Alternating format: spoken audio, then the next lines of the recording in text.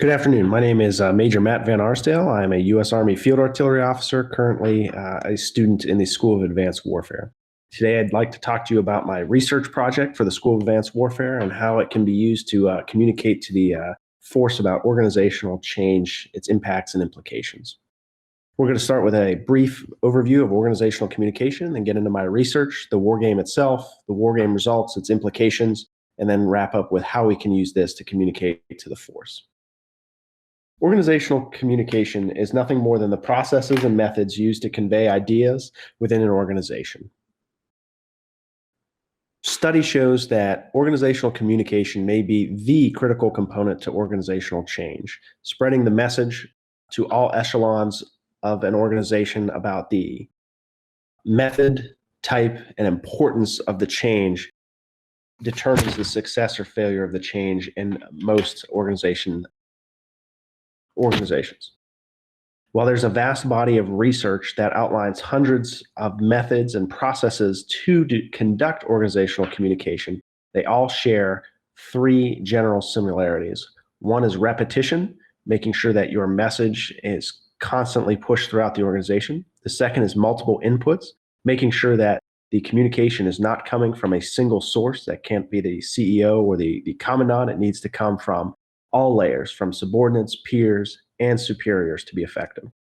And that method must be conducted in multiple methods. It can't just be a document. It can't be a speech. It has to be a combination of multiple methods. Wargaming as a communication tool enables firsthand experiences with the desired organizational changes, their implications and impacts on operations that will engage Marines and other joint force members in multiple methods of learning about your organization's change, why it's needed to help further it and make it successful. So why was I interested in Marine Corps force design?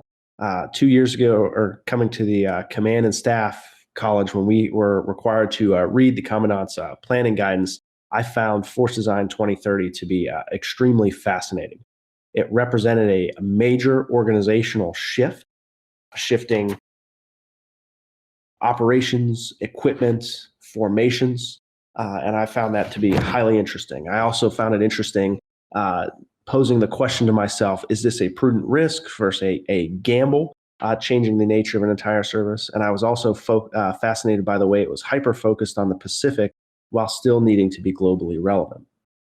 Based on those fascinations over the past 2 years, I came up with a research question. Can formations designed to operate within the context of specific geographic regions and adversary threats operate successfully outside of those contexts? So, for example, could a Marine Littoral Regiment designed to operate inside the archipelagic formations of the South Pacific against the Chinese Navy perform just as well against the Russians in the Baltics? So to test my research question, I decided to execute a series of war games. And the first step was finding a war game that was both easy to use and robust enough in an unclassed environment to adequately test those. So I came to Flashpoint Campaign Pro Modern War. I came to this system because it's used by both the United States Army and the UK Ministry of Defense as a program of record inside their intermediate level schools at Leavenworth and in London. It's an extremely intuitive game. You can be taught how to operate and execute this game and all of its idiosyncrasies in about 15 minutes. And it's also able to be modified to replicate future weapon systems. So I was able to reach out to Matrix Games and ask them to modify units to replicate future force design weapon systems, such as the Rogue Fires Launcher, the increased infantry squad size, to execute my war games. After I chose the platform, I then had to conduct the war game. So I decided to test both the Marine Littoral Regiment and a formation that I called the 2030 MAGTAF, which is basically a Muse-sized MAGTAF using proposed formations such as the redesigned Infantry Battalion and LAR Company in 2030. I executed 4 sets of war games. 2 of the sets simulated the proposed formations, and then based on observations and results from those two sets, I modified that MLR and 2030 MAGTAF to see if I can make improvements to improve their formations by identifying capability gaps and limitations. Each set was executed 15 times, so 15 war games per set for a total of 60 war games. The scenario that I decided to execute was the Russian seizure of the Suwalki Gap. This is considered one of EUCOM's most dangerous courses of action.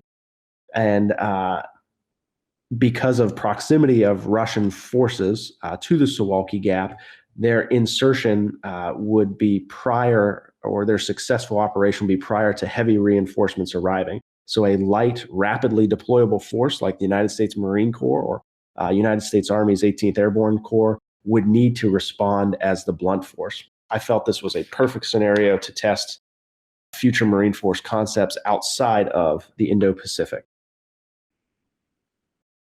So the war game results. So after setting up the war game, establishing forces, and determining the scenario, we war gamed our 60 war games, and we had several large data sets to pull from. Basically, the overall outcomes is that the formations overall performed poorly in terms of game outcomes. The MLR averaged a marginal loss result per outcome, while that 2030 MAGTAF averaged a contested result. We found that the formations were unable to retain or secure objectives inside the game. I did find that the formations were extremely lethal. They would average, accounting for inflicting 74% casualties on the opposing force, but simultaneously these forces were extremely fragile, averaging 44% losses per iteration throughout. Taking this large data set as well as observations from all 60 war games, I was able to extrapolate what I feel are some war game implications in the form of capability gaps and force employment. The first capability gap I identified was what I've termed mobile protected firepower. One of the biggest weaknesses of both formations is that after successfully defending an engagement area and attriting Russian forces were still usually able to secure the desired objectives. When a counterattack was required, the forces were too light to shift Russian mechanized forces out of objectives. They lacked something to do that.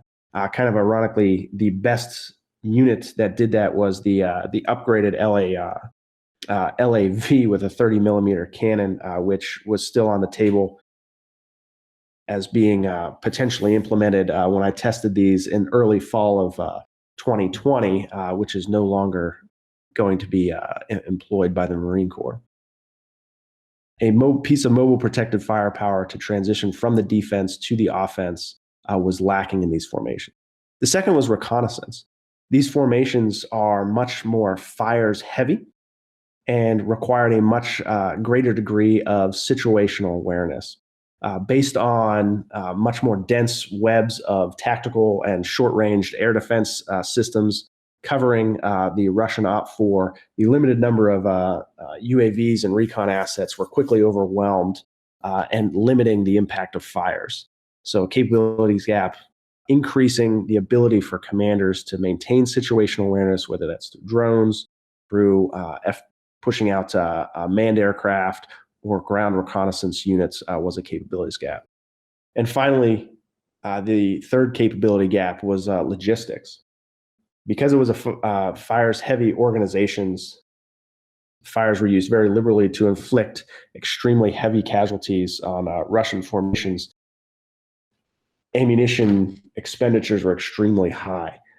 Across all 60 sets, 214 rogue missiles or missiles from the rogue system were fired per simulation. Now, extrapolating 2 rogue fires pods to 1 HIMARS pod, that would be 24 HEMETs with trailers, which represents an extremely large logistical footprint increase over what has been proposed. So those ammunition expenditures, both in the longer range fires as well as javelins, loitering munitions greatly outpaced the logistic capability of the units to sustain in that short-term area, and would require supplementation either through airlift or additional ground logistics. The second type of implications from the war game I found were how to employ the force. Of particular note and interest to me as a fire supporter was fire support. While the Rogue Fire's launcher I found to be extremely effective and mobile, the fire missions rapidly depleted its two-missile launcher system, causing gaps in available fires coverage. It required me to do a complete rethinking of how I traditionally do fires to make it an effective unit and to rotate individual launchers in and out of support to prevent these gaps as the shorter magazine depth per launcher continually required more frequent reloads with about a 25-minute reload time. The second implication for force employment is its effectiveness as a conventional deterrent. Deterrence theory states that deterrence must be clearly communicated, credible, and capable.